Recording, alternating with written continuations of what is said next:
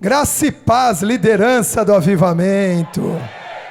Muito bom nós estarmos aqui. Creio que estamos recebendo muito da parte de Deus e vamos continuar recebendo porque Deus ele é perfeito em tudo que Ele faz. Pode sentar, pode sentar. Não vou pedir para você dar um abraço na pessoa que está do seu lado porque isso já foi feito no momento oportuno. Mas nunca deixe de abraçar alguém. Nunca deixe de abraçar e ser abraçado. Consolidação é relacionamento. Fala isso para quem está do seu lado. Consolidação é relacionamento. Nós precisamos entender isso. Todas as vezes que eu ouço a palavra de consolidação, eu praticamente traduzo na minha mente em relacionamento. Amém? E Deus está nos ensinando aqui nesse tempo a nos relacionarmos. Você vê que esse seminário começou trazendo a relação igreja, a relação mãe e filho, algo sublime, algo insubstituível, algo claro da parte de Deus. E viver em igreja começa a partir de um relacionamento que o apóstolo ministrou nessa manhã, que é o seu relacionamento individual com Deus. Viver em igreja começa aí. Então você foi recebido aqui na casa dos apóstolos. Quem não estava na sexta-feira aqui? Teve alguém que não pôde estar na sexta-feira? Graças a Deus que você está hoje. Sejam muito bem-vindos, em nome do Senhor Jesus. Mas nós tivemos aqui uma noite pizza, na casa dos apóstolos, na sala de jantar deles, e aí recebemos a palavra também, o ensino, e depois hoje de manhã tomamos um café juntos, continuamos sendo consolidados no ambiente familiar de casa, e agora mudou a estrutura. Por quê? Porque depois que você ganha alguém para você, você consolida ela dentro da sua casa, você deve levá-la para a igreja. Você deve levá-la para entender e aprofundar o relacionamento dela com Deus e o relacionamento dela no corpo de Cristo. Então Deus está sendo perfeito em tudo o que Ele está fazendo aqui nesse lugar, amém? E antes de eu partir aqui para a palavra que eu vou ministrar, eu também quero que nós vamos passar um vídeo também antes dessa ministração, então queria que você prestasse bastante atenção.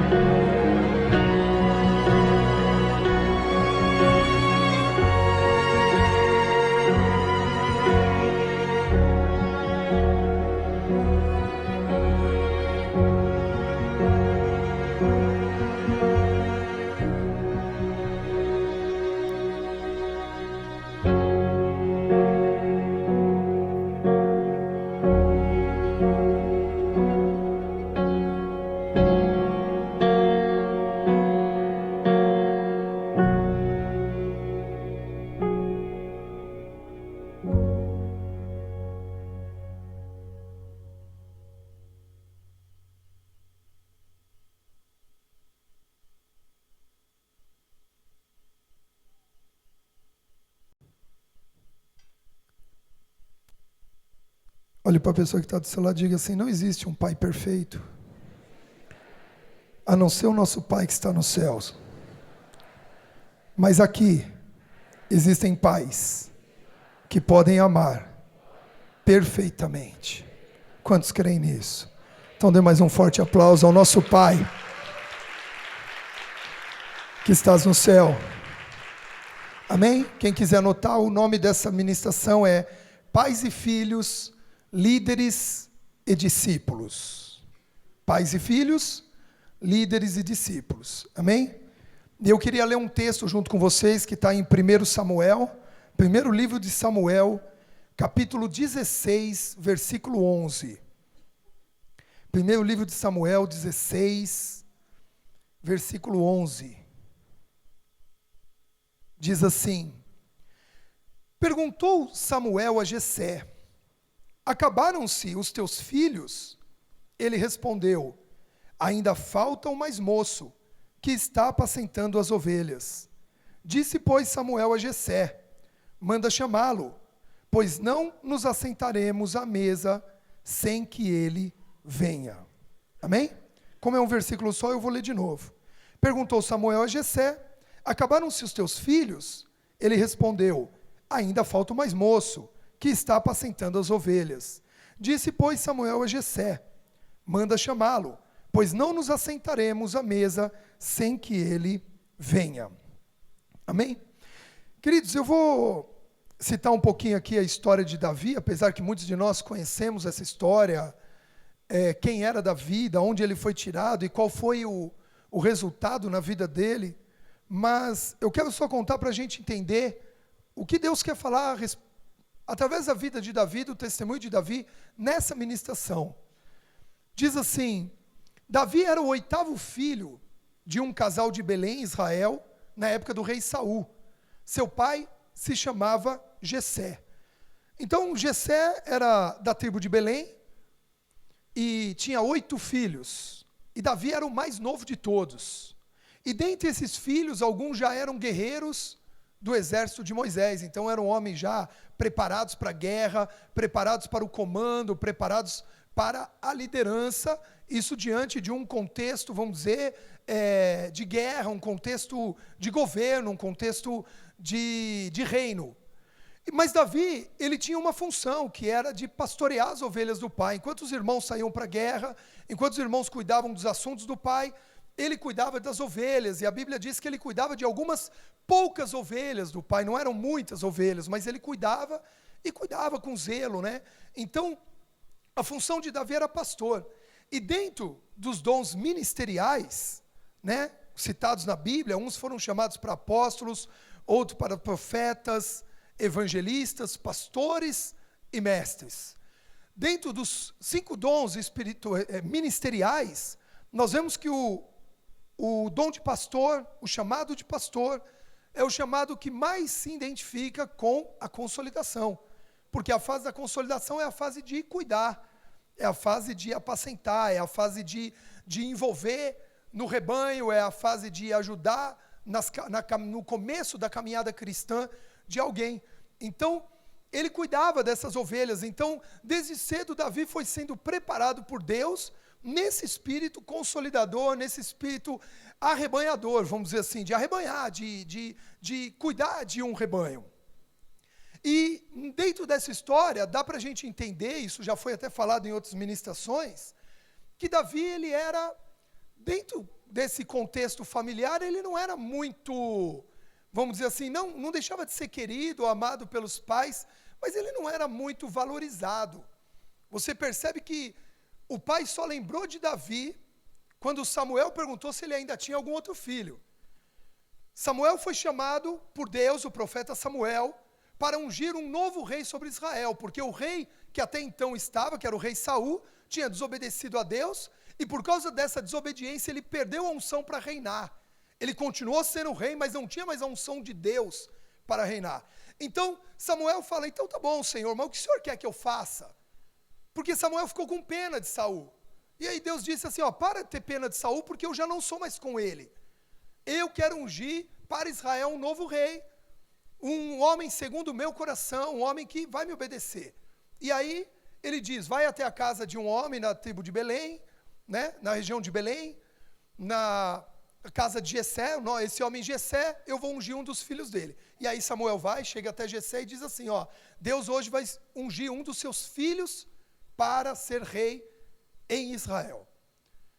E aí é lógico que dentro da visão humana, dentro da visão natural, Jessé olhou para aqueles filhos que já serviam no exército, que já serviam o rei, que já estavam numa posição de liderança, eram chefes de outros soldados, e aí ele começa a trazer os filhos, traz primeiro Eliabe, depois vai trazendo os outros, e fala, ó, esse aqui é o meu filho mais forte, mais bonito. A gente até teve numa das peças aqui uma apresentação muito gostosa sobre isso, né? Eles ficavam disputando quem ia ser um novo rei, eu sou o mais belo, eu sou o mais forte, eu sou o mais inteligente, e cada um, Jessé ia mostrando as qualidades, ó, esse é o mais forte, esse é o mais inteligente, esse é o mais bonito, e Samuel olhava e falava, não, realmente deve ser esse, Deus falava, não, não é esse, então deve ser esse, não é esse, e passaram 7 filhos, e nenhum foi escolhido, e aí Samuel pergunta, peraí, ele me mostrou todos os filhos dele,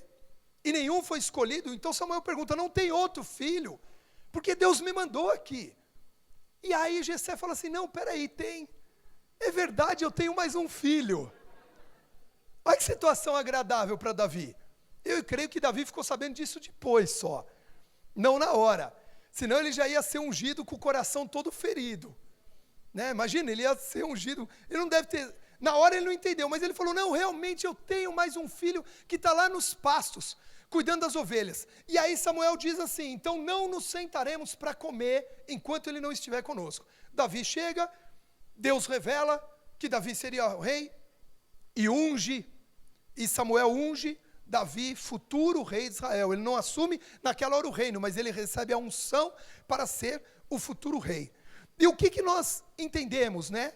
Que muitas vezes a escolha de Deus, para nós, quando Deus nos escolhe, é uma escolha específica dele. Porque ele sabe as necessidades específicas do reino aqui na terra. Ele usa as nossas qualidades, ele usa os nossos talentos em prol do crescimento e da multiplicação do reino. E uma coisa você precisa sair daqui com certeza hoje, de que Deus te escolheu. Deus te escolheu, Deus te separou. Ainda que as pessoas não tenham nos preferido, ainda que as pessoas não se lembrem de nós, ainda que as pessoas não nos escolham, Deus, Ele nos escolheu. Davi não tinha sido escolhido pelo pai, mas Davi tinha sido escolhido por Deus. E a escolha de Deus, ela não é frustrada. A escolha de Deus, quando encontra em nós a disposição em responder a essa escolha, em corresponder a essa escolha, queridos, essa escolha se estabelece.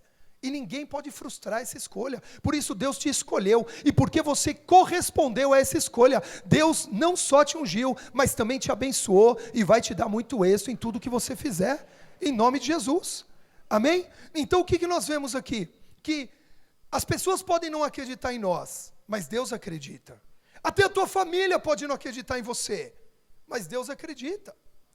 Quando eu me converti, e um primo meu, mais velho do que eu, ele viu assim a minha busca, né, pela palavra de Deus. A gente foi para um sítio, toda a família, e eu fui fazer meu devocional, buscando a palavra de Deus, orando a Deus. Eu estava naquela busca, o primeiro amor, então queria mergulhar na palavra, tudo, e ele viu aquilo, e ele chegou até a minha mãe e disse assim, é muito bonito o que o Carlos Henrique está fazendo, mas isso passa.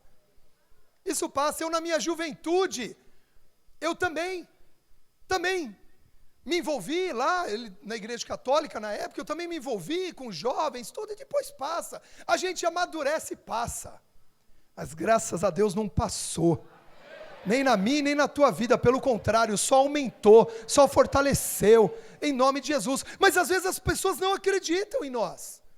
Não acreditam no nosso chamado, não acreditam no propósito que tem. E normalmente, quando diz respeito à família, isso é mais difícil. de administrar, isso é mais difícil de entender, isso é mais difícil até de aceitar.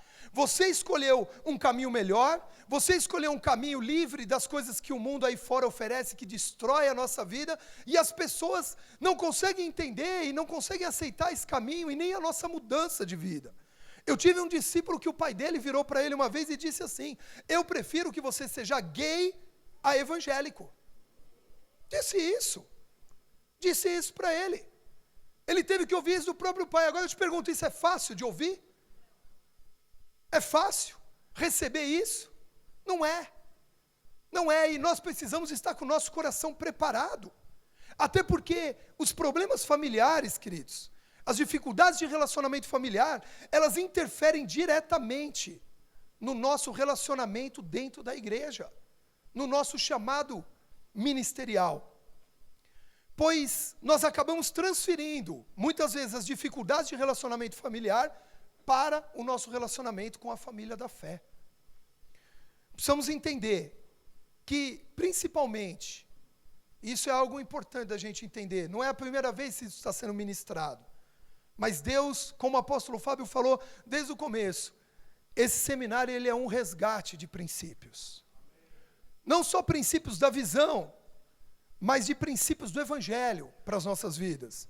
E principalmente, se a nossa relação com o nosso pai físico, pai terreno, não for resolvida, isso pode acarretar problemas diretamente no nosso relacionamento com os nossos líderes. Já fomos ministrados sobre isso, mas hoje Deus está trazendo esse entendimento novamente. E talvez está resgatando por quê? Porque muitos de nós ainda precisam. Muitos precisam resolver questões, pendências passadas. Um dia, um discípulo meu, queridos,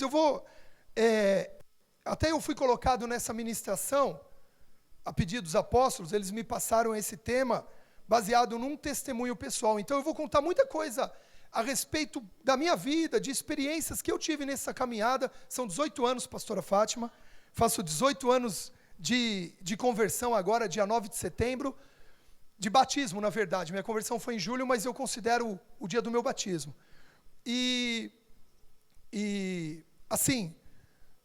Então eu vou contar muitas experiências, mas fique bem claro, até para desmascarar o diabo, eu não estou falando nada de mim aqui, eu estou contando uma história e uma experiência de vida, porque às vezes eu fico falando assim, sou eu, fiz tal coisa, eu participei, não tem nada disso aqui, que isso já fique claro, é experiências que a gente está compartilhando. Então, um discípulo meu começou a ter problemas pessoais, e eu ficava sabendo desses problemas pessoais, até mais assim, pela questão da esposa dele se abrir com a pastora, e todas as vezes que eu chegava para ele, ele falava assim, e aí, tá tudo bem? Para mim ele respondia, tá tudo bem. E aí, tá tudo bem? Tá tudo bem. E aí, tá tudo bem? Tá tudo bem.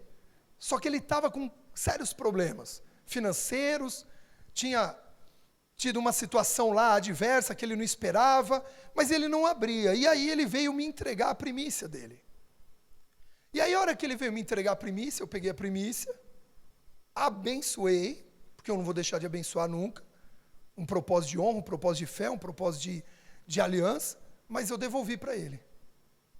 E aí ele falou assim, aí ele assustou, ele falou, por quê, pastor? Eu falei, pelo seguinte, meu filho, porque o nosso relacionamento não pode se basear nisso.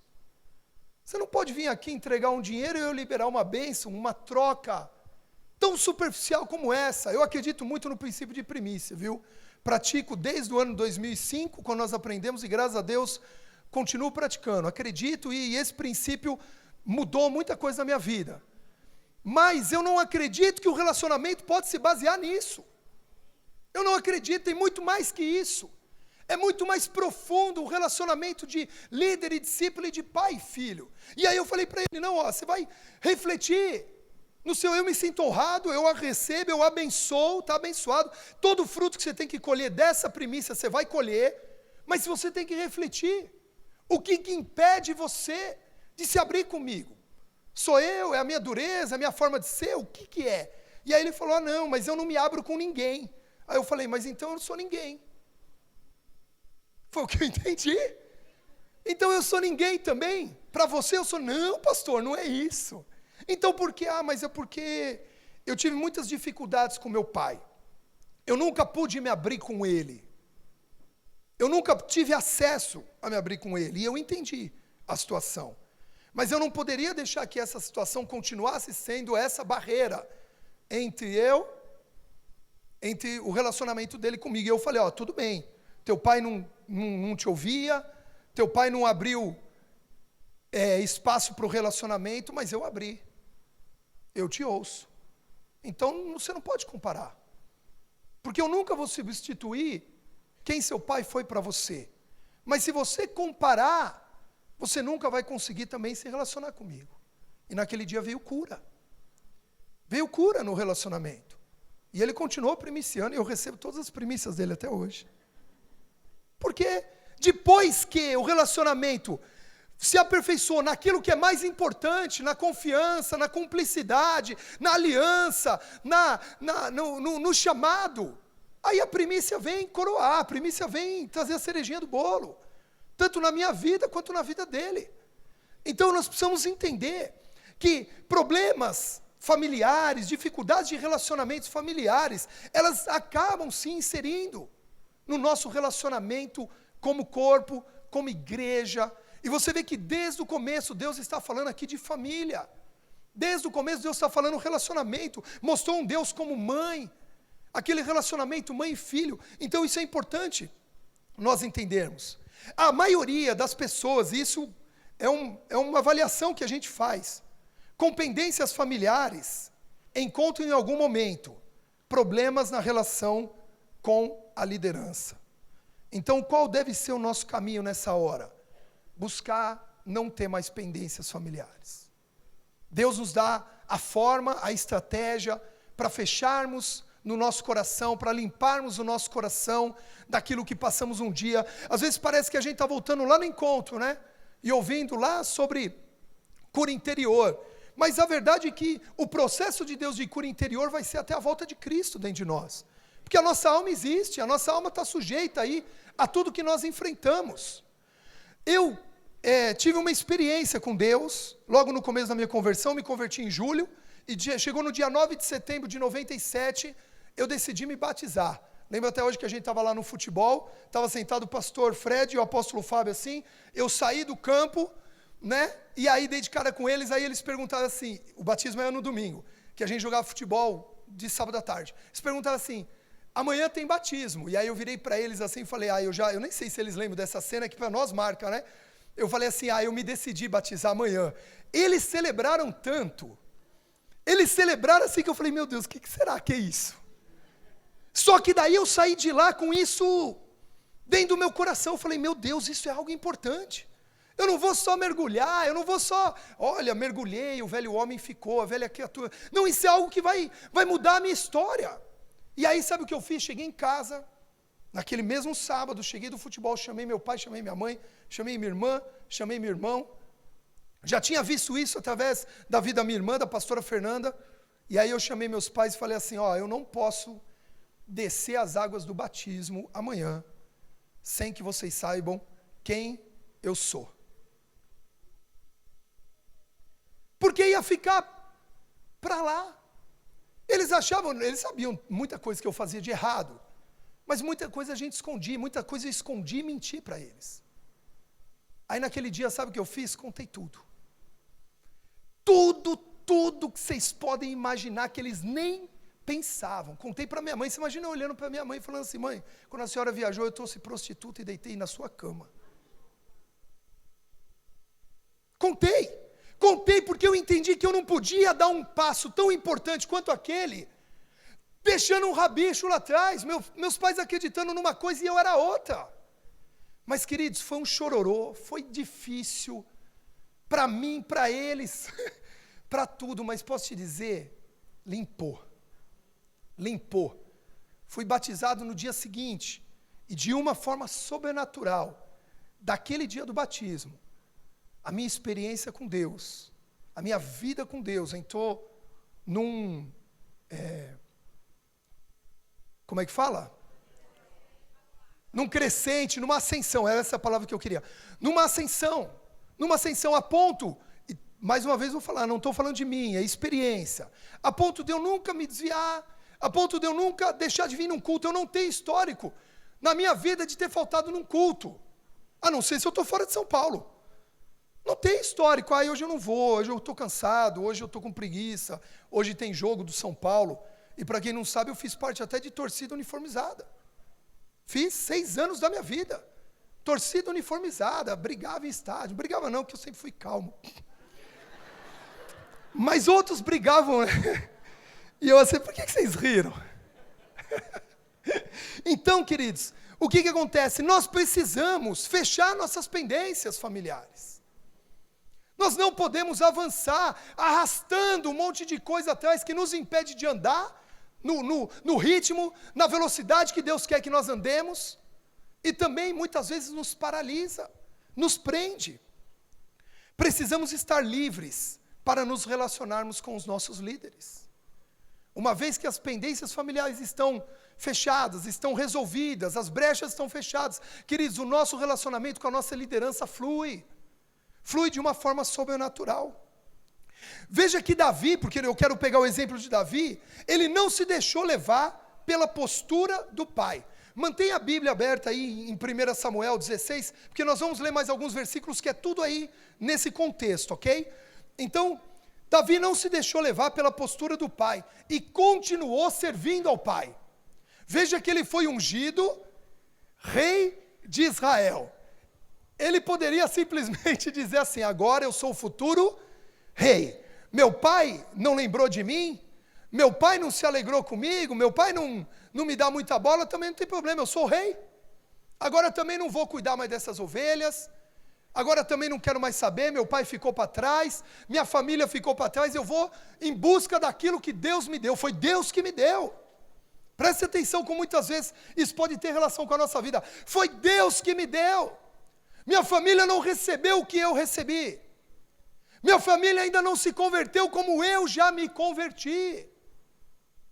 Então agora deixa eles para lá. Eu vou, Deus me chamou, Deus me usa, Deus me abençoa, Deus me prospera. Mas Davi não fez isso. Olha o que diz 1 Samuel 17:15. 17:15 diz assim, Davi, porém, está dizendo que os irmãos de Davi serviam no exército, e diz assim, 17:15, Davi, porém, ia a Saul e voltava para apacentar as ovelhas de seu pai em Belém. Davi nessa época, ele se tornou o quê? Ele se tornou o levita do rei, ele se tornou o tocador de harpa do rei, porque o rei era atormentado por espíritos malignos, e Davi que tocava harpa, que adorava a Deus, que era um homem de intimidade com Deus, como foi ministrado aqui. Então nós só podemos entrar nessa relação líder e discípulo, pai e filho, se nós tivermos certeza da nossa relação Deus e ovelha, Deus e filho, né? O pai celestial e o filho. Então Davi tinha certeza dessa relação a ponto de ser chamado para tocar a harpa para o rei. E aí ele tocava e o rei acalmava, porque o rei estava atormentado por espíritos malignos. E a Bíblia diz que Davi, já sendo ungido rei, já servindo na casa do rei Saul, a Bíblia diz que o rei Saul gostou tanto dele que pôs ele de escudeiro. Vai andar junto comigo, aqui do meu lado. O escudeiro era aquele que ia à frente, assim, ó, junto. Davi voltava para a casa do pai para cuidar das ovelhas. Olha que tremendo isso. Ele não se achou melhor em nenhum momento. Eu sou melhor. Eu já sou o futuro rei. Eu já sirvo na casa do rei. Nenhum meu irmão tem o acesso que eu tive. Meus irmãos estão lá no exército, eu estou na casa do rei. E a Bíblia diz que ele servia o rei e voltava e servia a sua família. O resultado, querido, ele servia o rei, que estava se tornando seu líder, mas continuava honrando o seu pai. O resultado foi que, num tempo futuro, quando Davi foi perseguido, quando Davi entrou debaixo de um tempo de calamidade, de um tempo de perseguição e até de ameaça de morte, o seu pai já estava consolidado no coração. Foram os primeiros a se encontrarem com Davi, nesse tempo de dificuldade. Veja só que a postura de Davi em continuar, em honrar a Deus, mas continuar servindo ao pai, servindo a sua família, ganhou a sua família. Ganhou o coração da sua família. Foi a atitude, Ele não foi reivindicar, pai, por que o Senhor esqueceu de mim? Pai, por que o Senhor não se lembrou de mim? Ele continuou servindo, ele sabia que a posição dele era servir, era honrar. Talvez ele até se entristeceu no momento, mas ele não deixou aquilo se tornar algo que prejudicasse o relacionamento com a família, e porque o relacionamento dele com a sua família não foi prejudicado, ele começou a ter um bom relacionamento também com a sua liderança. Saul via que ele era um homem de família. Saul via que ele era um homem que respeitava o pai. E qual é a leitura que um líder faz quando vê um discípulo que respeita a família? Ele fala assim, puxa, se ele respeita a família, se ele honra a família, ele vai me honrar também. Se ele tem esse nível de relacionamento familiar, ele vai ter esse nível de relacionamento comigo. Amém? Então, Davi não se queixou da postura do pai, pelo contrário, ele buscou se relacionar tanto quanto com o líder, mas também com o seu pai, com a sua família.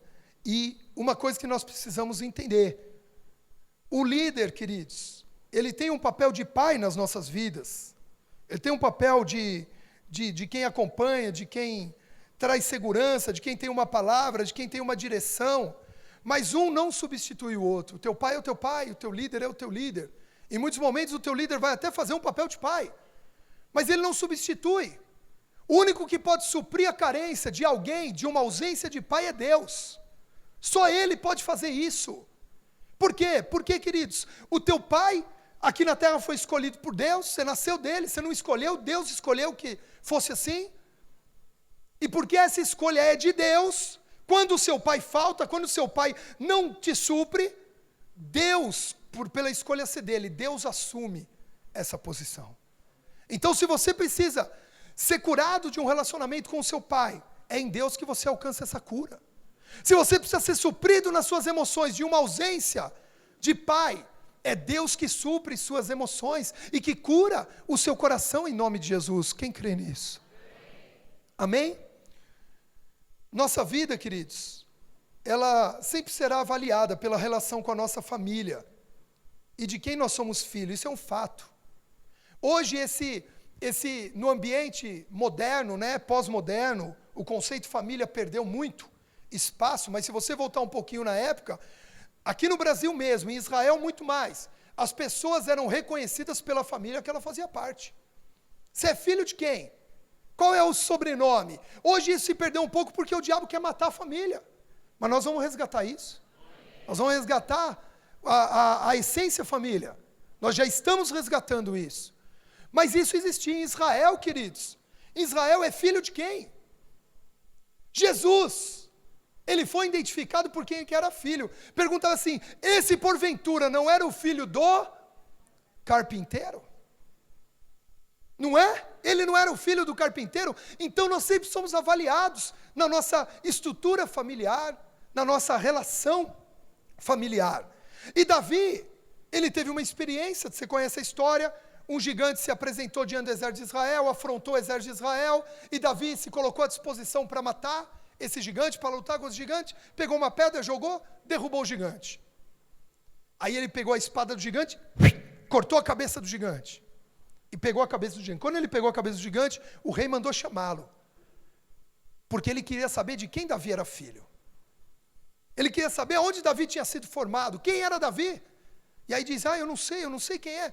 Então traga. Aí Davi chegou e disse, aí ele diz, de quem você é filho? Ele diz, eu sou filho de Jessé. Se Davi não estivesse curado no coração, ele não teria respondido essa pergunta. Ele diria, eu preciso falar mesmo quem é meu pai? Então eu vou falar agora quem é meu pai. Meu pai é aquele que me esqueceu. Meu pai é aquele que me abandonou. Meu pai é aquele que me rejeita diante dos meus irmãos. Mas Davi disse, não, eu sou filho de Jessé, o belemita. Ele é meu pai. Independente dos erros dele, ele é meu pai. Deus escolheu que ele fosse o meu pai. Com falhas ou sem falhas, ele é meu pai. Você pode dar um forte aplauso ao Senhor Jesus por isso?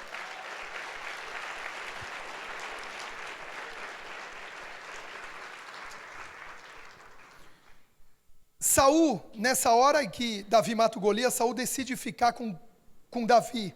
Avisa lá Jessé que Davi não vai mais voltar para casa. Agora eu vou tratar dele aqui, eu vou ministrá-lo aqui, eu vou ensiná-lo aqui.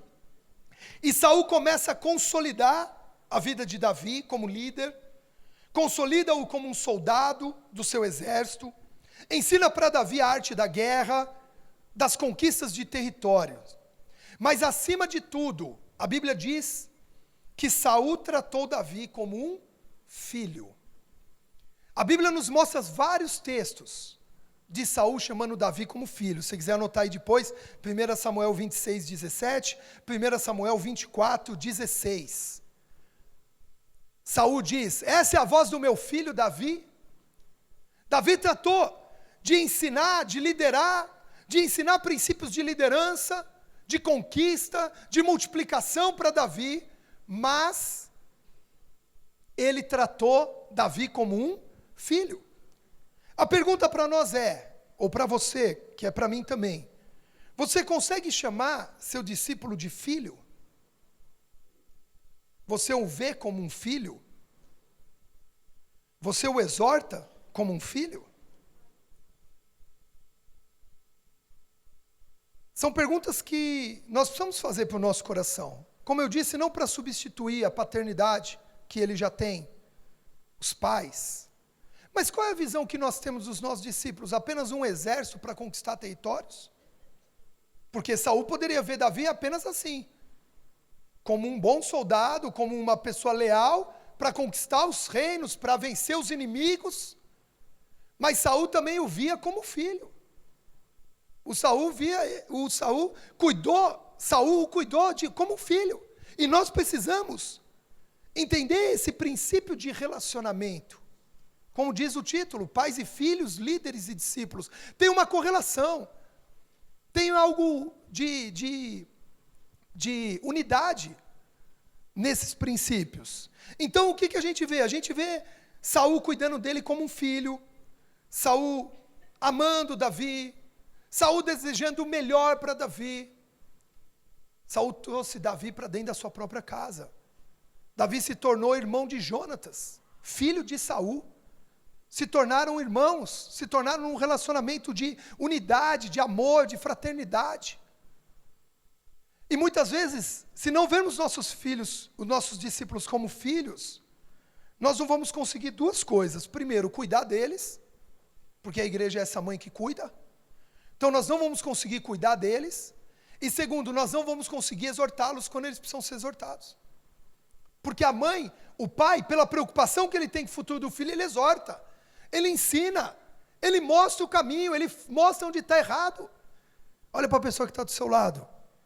Precisamos amar nossos discípulos como filhos, mas também exortá-los como filhos.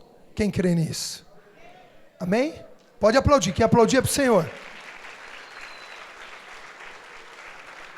Agora veja que interessante, por não carregar pendência familiar, olha isso, queridos, olha isso é para o nosso êxito, para o nosso futuro. Por não carregar pendência familiar, logo Davi se destacou como discípulo. Olha que interessante isso, por ele não trazer uma pendência familiar, ele se destaca como discípulo, ele avança como discípulo. Olha o que está em 1 Samuel 18, 1 Samuel, vamos lá, é um capítulo para frente, 18, versículo 5, diz assim, olha como que era o relacionamento de Davi com Saul, como discípulo. Saía Davi aonde quer que Saul enviava, e se conduzia com prudência, de modo que Saul o pôs sobre as tropas do seu exército, e era ele benquisto de todo o povo, e até dos próprios servos de Saul.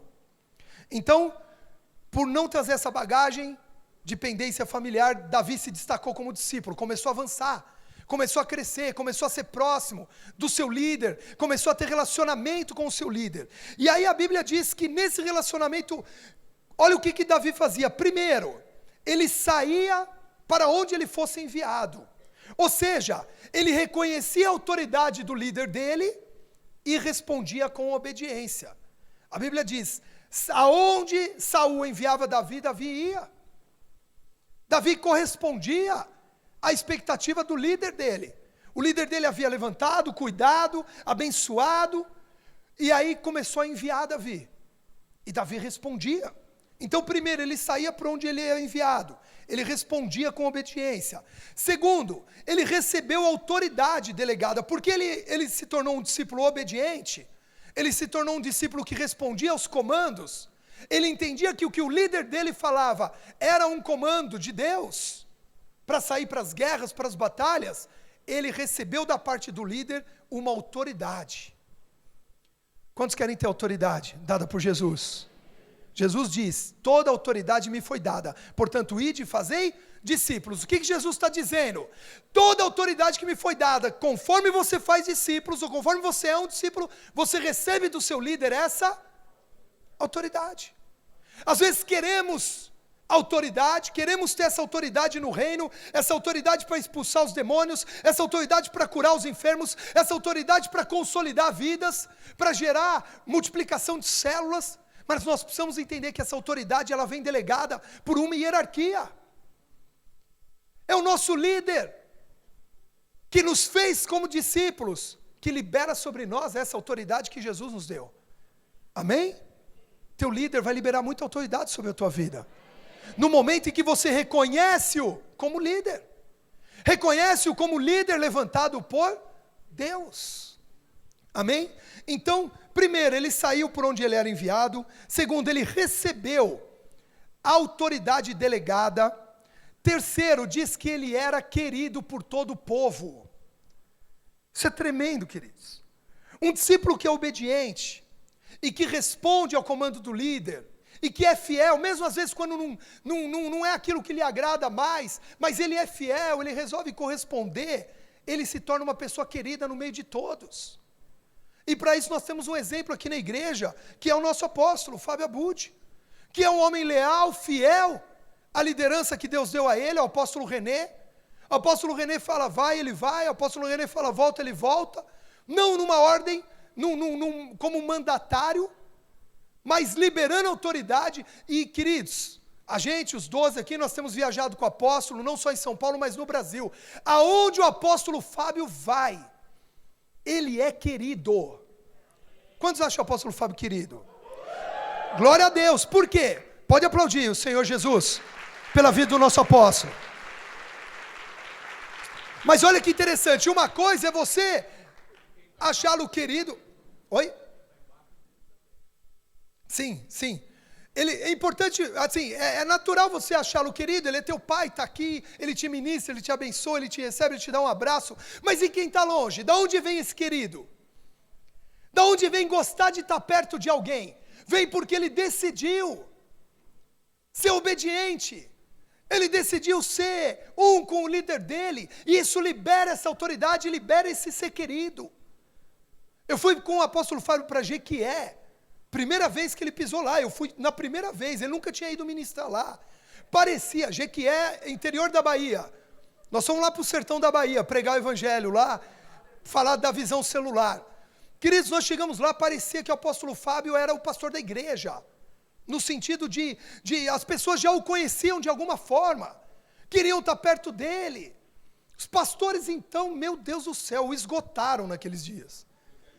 O Joselito, o apóstolo Joselito, fizeram uma reunião no hotel lá, que durou o período da manhã, o período da tarde, só deu tempo de tomar banho para ministrar à noite na igreja. Por quê? Porque queriam estar perto, porque queriam estar junto, mas é o que? É uma sequência. Ele é fiel, ele é obediente, ele recebeu unção, autoridade delegada, e quando ele vai, ele é querido. E assim vai ser com você também, e assim vai ser conosco, que a obediência a Deus, através da nossa liderança, vai liberar a autoridade delegada. Você vai ter autoridade da parte de Deus, para fazer diferença aí nesse mundo, para ser luz no meio das trevas, e você vai contar com a simpatia de todo o povo, em nome de Jesus. Só quem recebe, diga: eu recebo.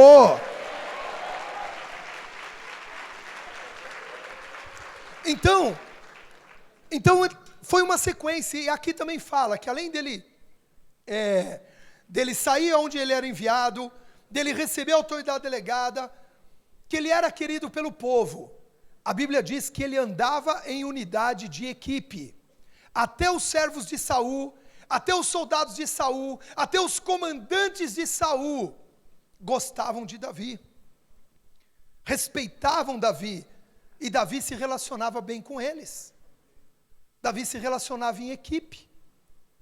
E Deus colocou algo no meu coração que eu escrevi e eu quero ler, para que fique mais claro que o discípulo que não tem unidade em equipe, mostra que já não está em unidade com o seu líder.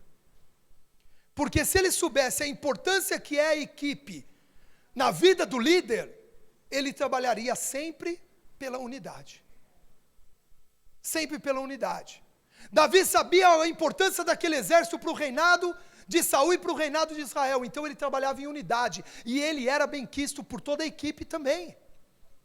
Então nós precisamos entender que, porque muitas vezes eu falo assim, não, entre eu e meu líder está tudo ok, mas com a equipe é que eu não consegui me acertar ainda. Com a equipe é que estão as diferenças. Na verdade, essa diferença já começa no relacionamento com o líder, na fidelidade ao líder, porque se o meu líder, ele preza aquela equipe, ele acredita naquela equipe, se eu sou um com ele, eu vou ser um com a equipe também. Então o nosso relacionamento com a equipe, na verdade, começa no nosso relacionamento com o nosso líder. Amém? Então, andava em unidade, andava em cumplicidade, acreditava na força da equipe, tanto que quando Davi se tornou rei, ele também levantou uma equipe.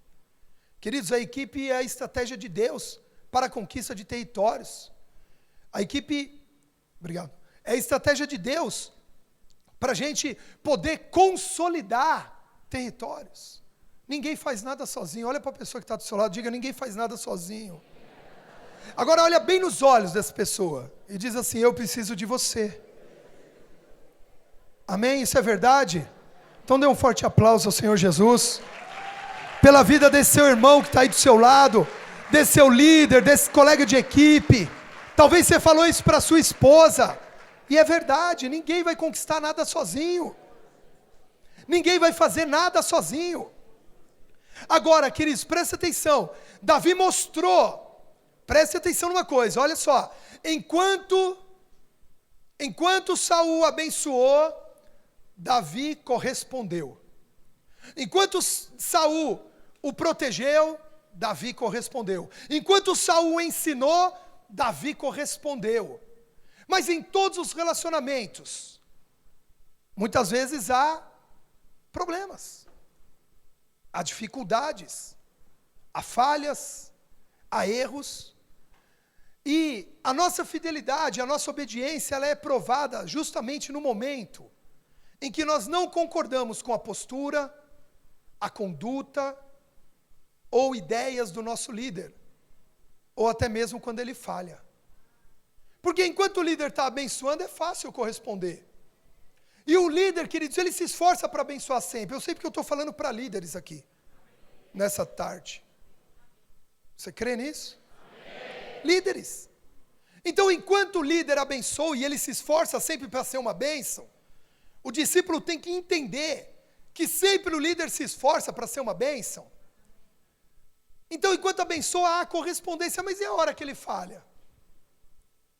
E a hora que ele erra? E a hora que a gente não concorda muito com aquilo que ele está falando, ou aquilo que ele quer? Como é nessa hora a nossa postura de ser fiel, a nossa postura de estar junto, a nossa postura de corresponder ao envio? É nessa hora, queridos, que nós somos provados para sermos aprovados no nosso relacionamento. Repita comigo, consolidação é relacionamento. Só seremos consolidados e só consolidaremos se aprendermos a nos relacionar. Amém? Então nós precisamos entender isso. E assim, nós temos de uma vez por todas amadurecer, queridos, para o entendimento que líder, que pai, que mãe ou qualquer outra autoridade que temos estão sujeitas a erros. Precisamos amadurecer para essa ideia, queridos. Precisamos, às vezes no começo a gente não enxerga as falhas. É igual a criança com o pai. O pai no começo ele não falha nunca. Todo é o herói, é o pai herói. Eu conto sempre no seminário de consolidação que eu faço, que meu pai é advogado, formado, então ele, na época da advocacia dele, era aquelas pastas 007, quadrada, preta, pesada. Oi, dura assim, né? E eu lembro que meu pai chegava com aquela pasta, falava boa noite, e andava até o quarto, e colocava a pasta assim em cima da cama, e depois voltava tal para estar com a gente. E aquela cena me marcava. Então, eu era pequeno, quer dizer, eu era mais novo, né? Que eu não cresci tanto assim. Mas eu era mais novo, e aí porque eu queria ser igual. E eu fiz minha mãe comprar uma pasta de plástico quadradinha, semelhante, só não lembro se era preta, não lembro. E eu punho o meu pijama, porque aí quando ele chegava a gente já tinha tomado banho, pijama de botãozinho, daquela época, comprido, aquele era o meu terno. E aí meu pai entrava em casa com aquela pasta, e eu me posicionava do lado dele e ia junto. Aí ele, porque para mim aquela era a cena, queridos. E aí ele põe a pasta na cama e eu punho a minha pastinha do lado. Pronto, aí eu ia brincar, ia jantar, já estava bom. Mas era o meu herói, era a figura daquele homem que não erra, daquele homem que não falha, daquele homem que tem a palavra certa na hora certa. É impressionante esse relacionamento. Só que quando nós crescemos e começamos a amadurecer, também começamos a reparar que aquele homem tão perfeito, quando eu falo homem, pode considerar a mãe também, ok? O relacionamento, esse relacionamento. Aquele homem tão perfeito, aquele homem tão certo, aquele homem que tem a resposta pronta, ele tem suas falhas também. E nessa hora, queridos, se nós não tomarmos cuidado, toda aquela visão de herói se transforma rapidamente na visão de vilão. E a gente começa a olhar para os nossos pais como se eles fossem vilões e não mais heróis. Eles não acertam mais nada, tudo que eles falam não serve para mais nada, eles são de outra... Aí começam os argumentos. Não, vocês são de outra época, vocês estão ultrapassados, a minha época é uma nova, vocês não vivem o que eu vivo. E a gente começa a perder aquela relação. E se nós trouxermos agora para a nossa relação líder e discípulo, também é assim. Acontece do mesmo jeito. No começo a gente não vê falha no líder, porque o líder está ali, ele ora por nós, ele nos abençoa, ele nos ensina, ele conhece a Bíblia. O líder conhece um único versículo, repete toda a célula o mesmo versículo, mas para nós, meu Deus, é uma enciclopédia. É uma enciclopédia bíblica. Você quer levar teu líder em todo lugar. Não, você precisa conhecer meu líder, você precisa conhecer meu líder, você precisa conhecer meu líder. Só que aí a gente amadurece, porque na verdade não é amadurecimento isso, mas vamos pensar, aí a gente amadurece, e aí a gente começa a notar que os nossos líderes têm algumas falhas. Falhas por causa do temperamento, falhas às vezes por causa do caráter que ainda está sendo tratado, falha por causa disso, aquilo, e a gente começa a reparar e fala, não sei bem se esse líder serve mais para mim. Eu acho que esse líder não serve, ele serviu, foi um tempo, Deus tem tempo para todas as coisas. Querido, se a gente precisar da Bíblia, para esse aspecto você tem palavra para tudo, você tem argumento para tudo, mas isso é pecado. A Bíblia descreve o pecado de nós usarmos a palavra em benefício próprio, para nos justificarmos. Olha, já foi o tempo dele, agora eu estou num novo tempo, é isso que as coisas velhas já se passaram. E eis que tudo se faz novo, um novo líder é necessário sobre essa vida. Mas a gente está rindo, mas a verdade, queridos, é que isso pode acontecer. Pode acontecer, e por quê? Aquele líder que serviu tanto no começo, já não serve mais tanto agora. Porque aquele consolidador, quem pagou o preço de nos ouvir, de ouvir as nossas lamentações, os nossos choros, as nossas angústias, as nossas dores, agora já não serve tanto assim, agora que eu já estou mais curado, agora que algumas coisas eu já sei fazer sozinho, porque enquanto eu não sabia fazer, tudo era o líder, líder, eu tomo banho às 6 ou às 7, você acha melhor? Aí o líder com a sabedoria de Deus fala assim, depende, a tua água na tua casa acaba às 6 ou às 7? Aí acaba às 7, então eu tomo banho às 6. Nossa, que revelação, meu líder. Oi? Que direção, isso veio do trono. Porque o cara está no banheiro, né? Falando com o líder.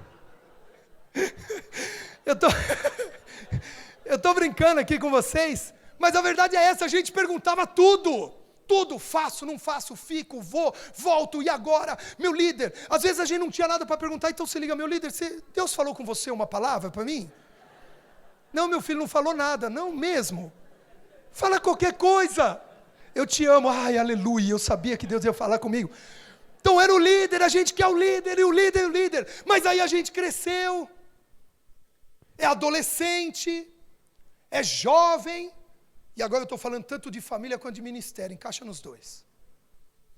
A gente cresceu, a gente amadureceu, a gente aprendeu a fazer algumas coisas sozinhos. Sabe por quê? Porque o nosso líder nos ensinou.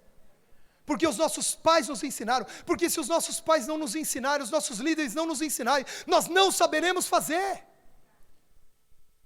A minha mãe trabalhava numa empresa que o filho do dono tinha babá, mordomo, o cara era dono de metade do centro de São Paulo.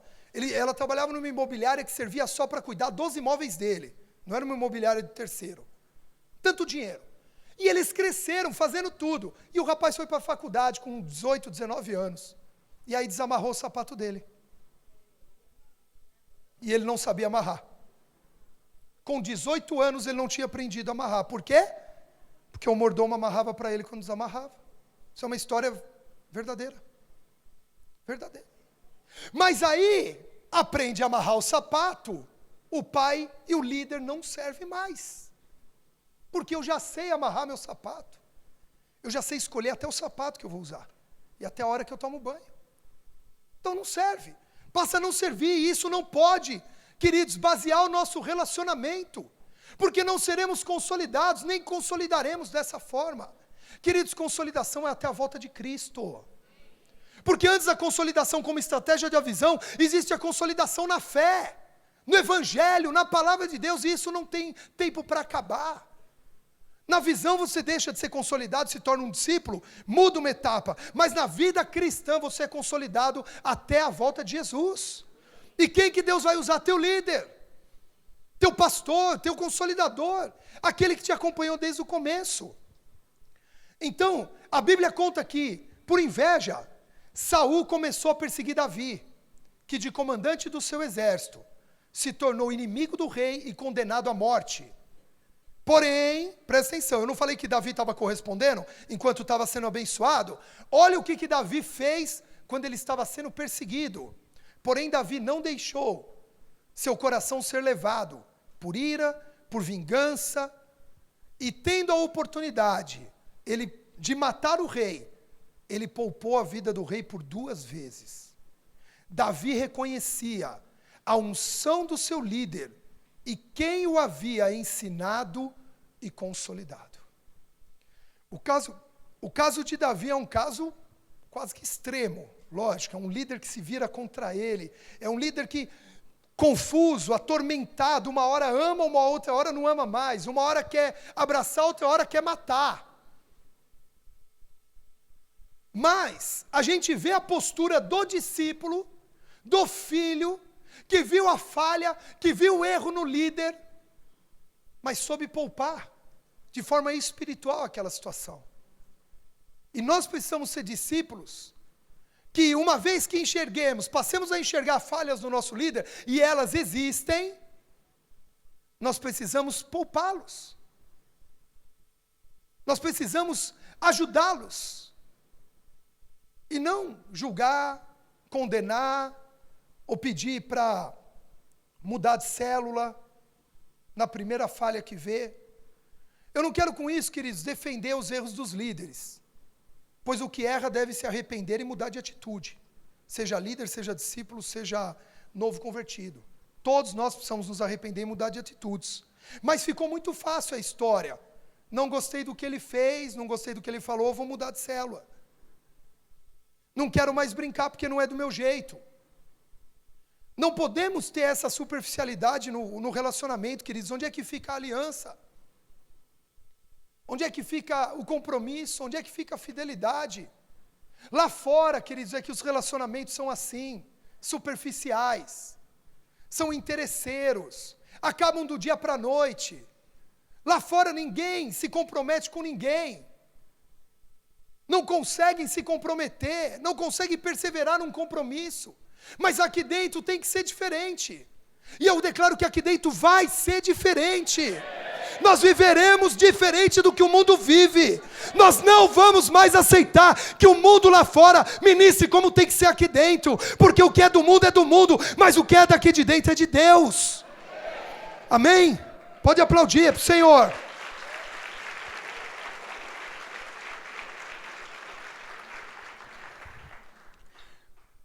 Não podemos esquecer, queridos, que nós temos uma história juntos. E deixa eu falar uma coisa, é a nossa história juntos que vai mudar a história de quem está lá fora. Quantos querem ver essa cidade resgatada? Então nós precisamos continuar tendo uma história juntos. Ninguém tem uma história de vida independente. Ninguém tem uma história de vida independente. Uma história depende da outra. A história de Josué dependeu da história de Moisés, a história de Eliseu da história de Elias, a história dos apóstolos da de Cristo. A sua história começou dependendo da história dos teus pais, e a tua história ministerial, ela tem relacionamento com a história do teu líder. É junto. E a nossa história juntos vai resgatar histórias que estão lá fora, pessoas que estão sem história, sem memória, sem futuro. Quantos querem viver isso? Então vamos ter uma história juntos? Olha para a pessoa que está do seu lado e fala, vamos ter uma história juntos? Olha para a pessoa que está atrás de você e fala, vamos ter uma história juntos? Vamos ter uma nova história a partir de hoje juntos? Quantos querem ter uma história de unidade dentro desse lugar para mudar a história daqueles que estão lá no mundo? Amém? Pode aplaudir, aplauda. Toda vez que você quiser aplaudir, aplauda para o Senhor. Ele merece.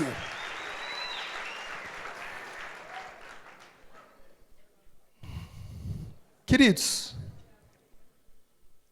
quero compartilhar algo ao coração de vocês.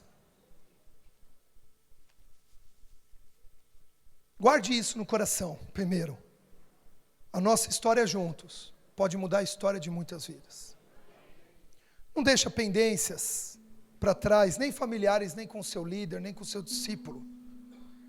Resolva isso com fé, com sinceridade, como tem sido falado aqui em todo o relacionamento, nesse seminário. Um dia, e eu quero fazer isso de forma bem rápida, mas eu quero que vocês saibam, até porque muitos começam a caminhar e não conhecem a nossa história, digo, dos pastores, dos líderes principais aqui da igreja. Às vezes um discípulo mais próximo, um discípulo da geração, conhece a história do pastor dele, mas às vezes a gente não conhece, não sabe como é que chegou, como é que aconteceu. E um dia eu tive a oportunidade, e depois entendi que era também a honra, o privilégio de conhecer o apóstolo Fábio. Para quem não sabe, ele me ganhou aqui na rua, na outra esquina, aqui do lado da escola de líderes, ali no orelhão que tinha na época. Na época tinha orelhão ainda.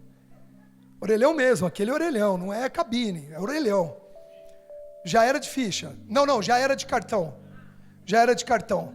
Faz pouco tempo. E ele falou de Jesus para mim, minha mãe já frequentava a igreja dele, eu não sabia, eu conheci, antes de conhecê-lo dentro da igreja, eu conheci ali. E ele falou de Jesus para mim, e naquela mesma semana em que eu o conheci, eu decidi ir para a igreja. Eu não frequentava a igreja, minha mãe, meus irmãos já estavam começando a ir, e eu decidi ir. Naquele dia aceitei Jesus, e aí começou uma história, juntos, de relacionamento, e não é muito diferente dos outros 12, que se estivessem aqui contariam a sua história, de relacionamento. Você viu que quando os apóstolos foram apresentados aqui, foram apresentados como um casal consolidador, e eles também começaram a me consolidar. O apóstolo me consolidou sem ter a visão celular, mas existia a visão do amor. E eu quero que fique muito bem claro que o Evangelho vem primeiro. O Evangelho vem antes da visão. Veja que Jesus primeiro pregou o Evangelho. Saía Jesus pelas aldeias pregando o Evangelho, e depois ele levantou os 12, para dar direção, para dar estrutura de conquista. Mas era no Evangelho, e no Evangelho eu fui consolidado. Fui consolidado com atitudes, com palavras, com postura. Aí teve algo que me marcou um dia, porque eu estava desempregado, eu cheguei na igreja desempregado, endividado, muitas dívidas, dependência química do álcool, cheguei doente, meu estômago tinha uma doença, cheguei sem relacionamento com os meus pais, porque eu era duro de coração, eu não os ouvia, e aí eu cheguei, o apóstolo, que eu era desenhista, aí o apóstolo queria desenhar umas camisetas gospel, que a gente ia lançar na época, era um projeto, e ele pediu para que eu desenhasse, eu lembro até hoje, desenhei alguns modelos que ele me passou, e aí ele me falou quanto era, e eu cobrei, tentar falar um valor para você entender, R$80, eram os desenhos. E aí ele chegou para mim com um cheque e falou, tá aqui, achei que você cobrou muito pouco, e me deu um cheque de R$150, o dobro. Meu Deus do céu, hein? Para quem estava sem dinheiro, para quem estava desempregado, foi uma atitude que a gente não espera. Normalmente você cobra 80, o cara pede 70. Falei alguma coisa errada? É assim, o cara pechincha, pede de graça, é o pastor da igreja, eu faria. É para Jesus, irmãozinho. É para Jesus, meu irmãozinho. E ele me deu um cheque com o dobro. Então foram atitudes que foram me consolidando, me ensinou a buscar o caminho de buscar a Cristo. Por ser um homem muito íntimo de Deus, ele nos ensinou, como ensina até hoje, a palavra dele foi essa, que a gente tem que buscar primeiro a Cristo, um relacionamento com Cristo. Me ensinou o princípio do batismo, de agir pela fé, me chamou para servir em ministérios, me envolveu na igreja. Aí fui eu e o pastor Fred nos envolver no Free On J, trabalhar com jovens na época sem estrutura nenhuma, era pela fé, mas a gente vivia muito. Então eu comecei a ser abençoado, e receber, e ser amado, e ser cuidado, e comecei a me desenvolver ministerialmente, me desenvolver no relacionamento, e o nosso relacionamento foi crescendo, como todo relacionamento deve crescer entre filho e pai, entre líder e discípulo, e dentro desse processo teve falhas também, teve erros de ambas as partes. Teve um dia, queridos, que eu marquei com o apóstolo Fábio, de ir na casa dele, porque eu precisava de um discipulado, e eu não tinha carro, morava aqui em Ipiranga, ele morava no Campo Belo, e isso há 18 anos atrás, 17 anos atrás, era para chegar lá de ônibus. Meu Deus do céu, que lugar, eu não sei como é que está hoje, porque hoje eu vou de carro, mas era muito longe. Eu peguei um ônibus na Ana Rosa, que ele foi pelo Ibirapuera inteiro, 2 horas, cheguei. Não tinha Waze, não tinha nada, você ia no guia, você ia na cabeça, perguntando onde é a rua, eu não conhecia, não era a minha região, Campo Belo. Perto da Boca do Fumo, lá da Águas Espraiadas, aí eu chego lá, já vi que o carro não estava na garagem. Eu falei, foi na padaria montar a comunhão. E aí eu toquei a campainha. E aí eu toquei a campainha de novo. E aí ele não estava. Aleluia. Não estava. Não tinha celular. Não tinha celular, queridos. Já tinha uns tijolos, mas eu não tinha aquele tijolo ainda. Não tinha celular. E aí, queridos, fiquei mal. Falei, caramba, ele esqueceu de mim. Marcou e não está. Esperei ainda mais uns 20 minutos. Uma meia hora. Falei, eita, pãozinho para sair dessa padaria. E não estava, e não voltou. E eu falei assim, aí eu fiquei irado. Eu falei assim, então eu vou mostrar para ele que eu tive aqui. E ele esqueceu de mim. E aí fiz um papelzinho, tive aqui na nossa reunião marcada. E pus no portão. E fui embora e falei, depois ele vai me ligar. E não ligou. Agora o que foi interessante é que aquele papel nunca foi achado.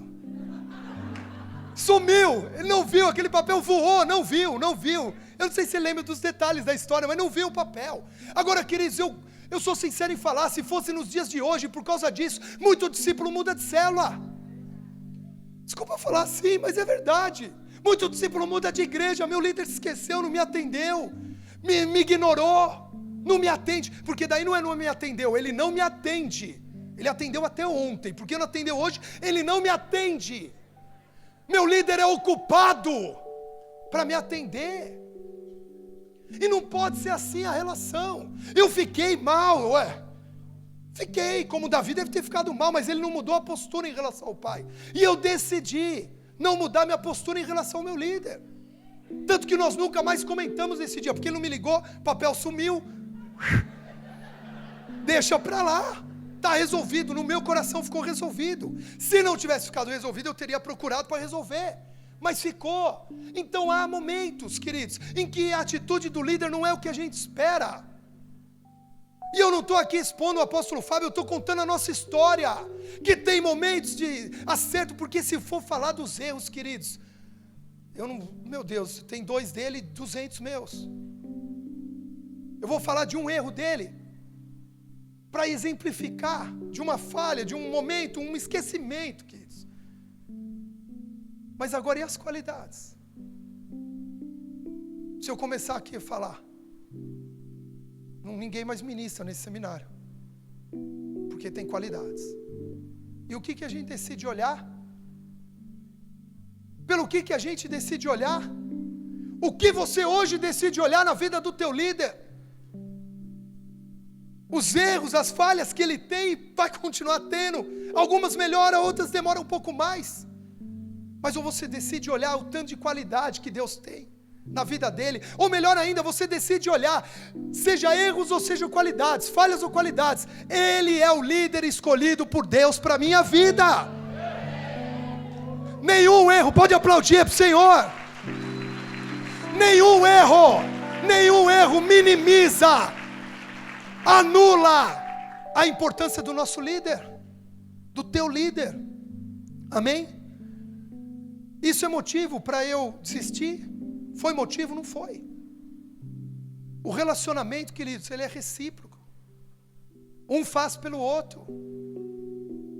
O líder faz mais no começo, depois o discípulo começa a fazer bastante pelo líder também. E não pode haver cobrança de quem fez mais, quem fez menos. Mas também não pode haver esquecimento do que foi feito por nós. Porque às vezes que eu errei, ele teve misericórdia. Por que a vez que ele errou, eu não vou ter misericórdia? Por que eu não vou ter? E se eu não tiver, eu também mato a misericórdia na minha vida. Porque a palavra diz, bem-aventurados os misericordiosos, porque estes alcançam misericórdia. E num relacionamento de liderança e discipulado, precisa haver misericórdia. Precisa haver. Isso não impede a exortação, porque aí eu cresci, aí eu aprendi a fazer, aí na Donep eu cresci. O pastor falou que eu fui líder do Apoio Jovem, e o Apoio Jovem da Donep cresceu muito, cresceu demais, e eu comecei a me achar, e eu comecei a botar a banca, eu comecei a desprezar líderes que eu tinha na minha vida dentro da Donep, porque eu estava melhor que os outros. E aí o apóstolo Fábio me visitou lá no meu escritório. Ele nunca ia lá, aquele dia ele foi. E ele falou assim, eu quero falar contigo a respeito da Donep. Eu falei, cresci, multipliquei, agora vem a bênção, agora vem a honra, agora vem o representante de campo, o diretor regional, está aqui para me honrar, para me valorizar. E ele virou para mim, olhou nos meus olhos e disse assim, o diabo está rondando o teu ministério, e ele está prestes a cair. E eu podia ter falado para ele, está grande. 500 jovens ganhos em um ano. Tínhamos lá eu, pastora Carolina, Fernanda, pastor Fernando, pastor Denis, Jailson, turma da Donep. O resultado, poxa, é que muitos iam para muitas igrejas, né? Não era da El Shaddai, mas era um resultado. Mas ele veio me confrontar. E eu podia falar, não, apóstolo, de presidência de capítulo, de empresário, entende o senhor. De jovem, entendo eu. O senhor já ganhou 500 jovens em um ano. Não podia? Davi não podia falar: pai, eu sou ungido do rei agora, o Senhor cuida das ovelhas. Se a gente não tomar cuidado, é esse o caminho. E aí naquele dia eu me ajoelhei com ele, porque ele me levou ao arrependimento. E ele chorou comigo, para que eu fosse resgatado, para que eu não me perdesse. Então eu vou reclamar do dia que ele me esqueceu no portão da casa dele? Não posso fazer isso. Ninguém pode fazer isso. A gente não pode levar esse nível de relacionamento tão superficial, gente. Tem muito mais coisa para a gente conquistar. Tem algo maravilhoso preparado por Deus lá fora. A nossa história juntos.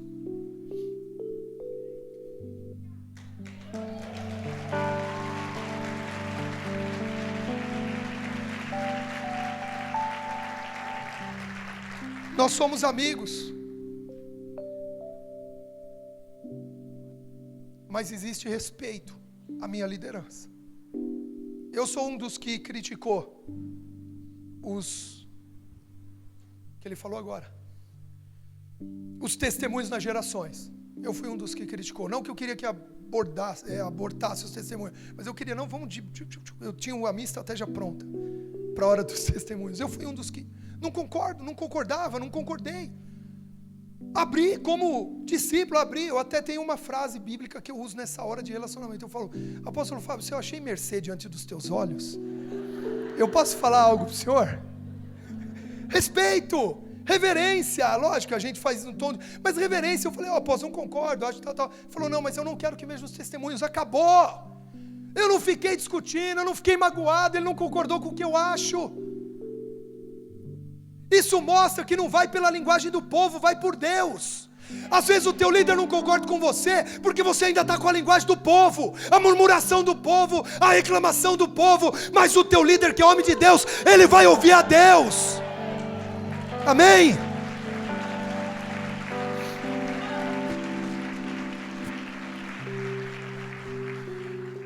Vamos buscar ter fidelidade, vamos buscar estar perto do nosso líder. Perto você vê as falhas, mas perto também você conhece o poder de Deus através da vida dele. Eu quero encerrar só contando uma experiência aqui. Eu estava trabalhando com o apóstolo Fábio. Queridos, ele foi me confrontar no escritório que eu falei, né? Mas sabe onde que era a minha sala do escritório? Dentro da empresa dele, onde ele me cedeu um espaço para eu começar a minha empresa. E aí eu vou reclamar porque ele me confrontou? Será que ele não fez mais nada por mim? A gente se engana muito fácil. E aí uma vez a gente estava nesse escritório, estávamos em campanha de oração aqui, 90 dias, as mulheres oravam durante o dia, os homens à noite, de 2 em 2 horas. Quem é desse tempo aí? Bastante gente, meu Deus. Aí as mulheres iam durante o dia, os homens à noite. E aí o apóstolo Fábio recebeu uma ligação, eu estava perto, eu pesquei. Eu vi ele falando, aí começou o PCC contra a polícia, começou a matar todo mundo aí. E vários bairros começaram a ter toque de recolher cedo. E aí uma equipe de discípulos que ia assumir às 10 horas avisou o apóstolo. Avisou o apóstolo que não poderia ir. Eu percebi, ele falou: não, fica tranquilo, eu vou para lá, meu bairro não tem disso, eu vou para lá. Me liguei, eu falei: o apóstolo vai para lá, se não for mais ninguém ele vai ficar sozinho. Falei nada, fui para casa, jantei, terminei de jantar, falei: eu vou para a igreja orar. Mas não é seu turno, não é seu dia, aquele negócio todo. Eu falei: não, mas tem toque de recolher e tal, e vim. Chegamos aqui às 10 horas, a turma das 8 às 10 estava indo embora, o apóstolo estava aqui, eu entrei com ele e falei: ele, o que você está fazendo aqui? Eu falei: vim orar aqui também. Então vamos orar. E tinha mais um discípulo, que ficou da meia-noite, das 10 à meia-noite. Então, das 10 às 11 o apóstolo orou 1 hora, aí eu orei mais meia hora, esse discípulo orou meia hora, aí o discípulo foi embora, e a gente esperou a turma da meia-noite, e aí a turma da meia-noite não chegou, aí tínhamos que orar da meia-noite às 2, aí o apóstolo orou mais 1 hora, e aí eu comecei a orar, em 20 minutos eu já não tinha mais assunto, falei: Jesus, me ajuda agora, porque o homem já esgotou aqui 2 horas, só ele, me ajuda, e orei lá. E aí orei, aí ele voltou, ele viu que eu já não tinha mais assunto, ele voltou e orou mais uns 40 minutos. E aí deu as 2 horas da manhã, da meia-noite às 2, e às 2 horas não chegou a outra turma. E aí ele orou mais 1 hora. 1 hora, mas sem parar e sem mudar e sem repetir assunto, gente. Eu falei, eu preciso anotar todos esses tópicos que eu vou orar meus próximos 15 anos. Era impressionante, que eu precisava contar isso para vocês. E aí, ele orou mais 1 hora, eu orei mais 15 minutos, ele orou mais 45. Já tiramos o sapato, estava os 2 de meia, porque o vizinho começou a bater na parede, lembra, apóstolo? Reclamando do sapato que fazia toque-toque. E já estava com a gravata na testa, sabe aquele negócio assim, ó? Igual bêbado no final de festa. Eu estava assim, já estou com os olhos assim. E aí, graças a Deus, às 4 horas não chegou ninguém. E nós oramos das 4 às 6. Ele 1 hora e meia e eu 5 minutos e ele mais 15. E aí às 6 horas não chegou ninguém. E nós oramos até às 8 quando começavam as mulheres. E aí as mulheres chegaram. Pode dar um forte aplauso para as mulheres. Eu amo as mulheres que chegaram. E aí nós saímos e fomos tomar um café para ver se alguém conseguia chegar em casa acordado. Mas foi uma das melhores experiências da minha vida. Uma das melhores e uma das maiores experiências. Eu sabia que eu estava no lugar certo na hora certa. Senão ele teria orado. Tudo bem que eu orei de 15 em 15 minutos, gente. Mas era o tempo suficiente para a garganta dele descansar e ele retomar. Mas eu sabia que eu estava no lugar certo, honrando meu líder. E que ele não estava sozinho. E você sabe onde está teu líder? Sabe o que ele está passando? Sabe o que ele precisa? Está atento às necessidades, porque pedir é fácil, mas e dá? Fui honrado por ele, o honrei numa noite, fui honrado por ele muito mais, me deu um carro, gente. Me abençoou com um carro.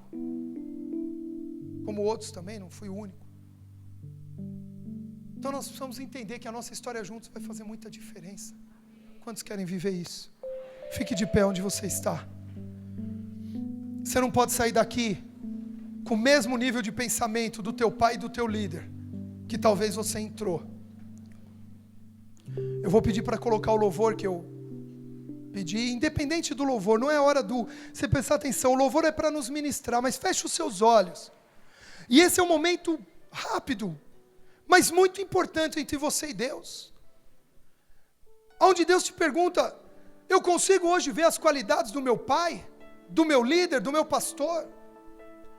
Nossa relação é madura o suficiente para suportarmos os erros uns dos outros, um do outro?